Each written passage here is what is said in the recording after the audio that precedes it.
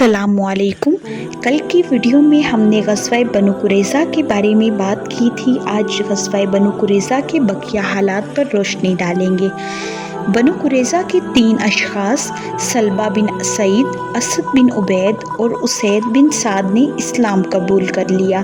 बनु कुरैज़ा के हथियार डालने के बाद कबीला ओस के लोगों ने आप सल्लल्लाहु अलैहि वसल्लम से कहा कि या रसूलल्लाह सल्लल्लाहु अलैहि वसल्लम इन पर एहसान फरमाएं। इस पर आप सल्लल्लाहु अलैहि वसल्लम ने उनसे कहा कि क्या आप लोग इस पर राज़ी हैं कि उनके मुतल्लिक आप ही का एक आदमी फ़ैसला करे।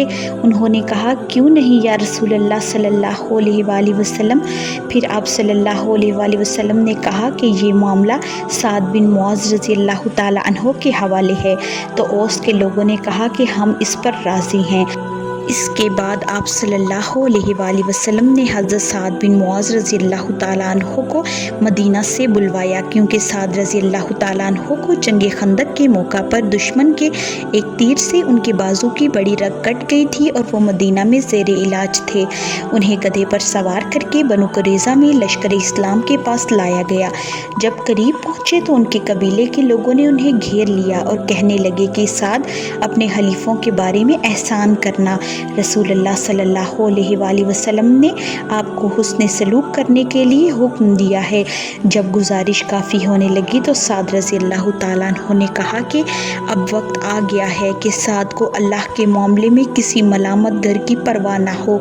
ये सुनकर बाज़ लोगों ने मदीना आकर उसी वक्त बनु कुरैज़ा के कत्ल के फैसले की खबर फैला दी। जब साद रज़ियल्लाहु ताला अन्हु रसूलुल्लाह सल्लल्लाहु अलैहि वसल्लम के करीब पहुँचे तो आप सल्लल्लाहु अलैहि वसल्लम ने सहाबाए कराम रज़ियल्लाहु ताला अन्हु से कहा कि अपने सरदार की इस्तकबाल के लिए खड़े हो जाओ। सहाबाए कराम रज़ियल्लाहु ताला अन्हु खड़े हो गए।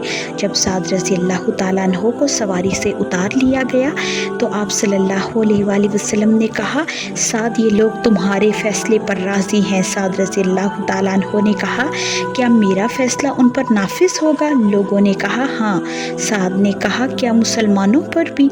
लोगों ने कहा हाँ। इस पर साद रज़ियल्लाहु ताला अन्हु ने कहा क्या जो यहाँ हैं, इशारा रसूलुल्लाह सल्लल्लाहु अलैहि वसल्लम पर था, उन पर भी। रसूलुल्लाह सल्लल्लाहु अलैहि वसल्लम ने फरमाया हाँ मुझ पर भी।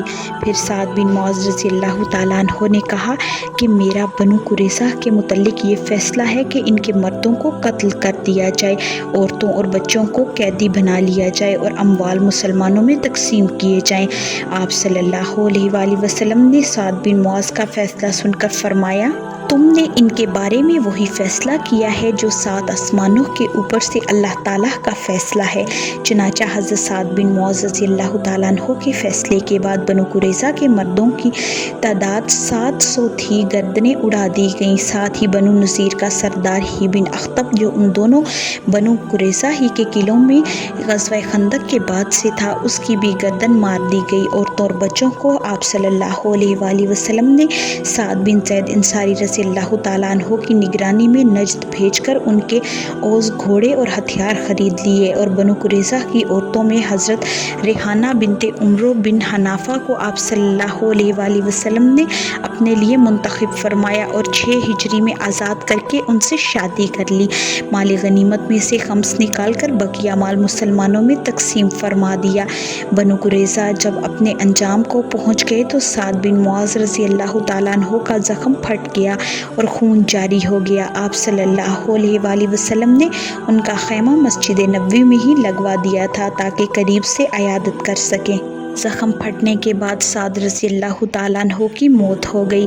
रसूलुल्लाह सल्लल्लाहु अलैहि वसल्लम ने फरमाया कि साद बिन मुआज़ रज़ियल्लाहु ताला अन्हु की मौत से रहमान का अर्श हिल गया है। हज़रत अनस रज़ियल्लाहु ताला अन्हु से तिरमिज़ी में रिवायत है कि जब हज़रत साद बिन मुआज़ रज़ियल्लाहु ताला अन्हु का जनाज़ा उठाया गया तो मुनाफ़िकीन ने कहा कि इनका जनाज़ा किस कदर हल्का है।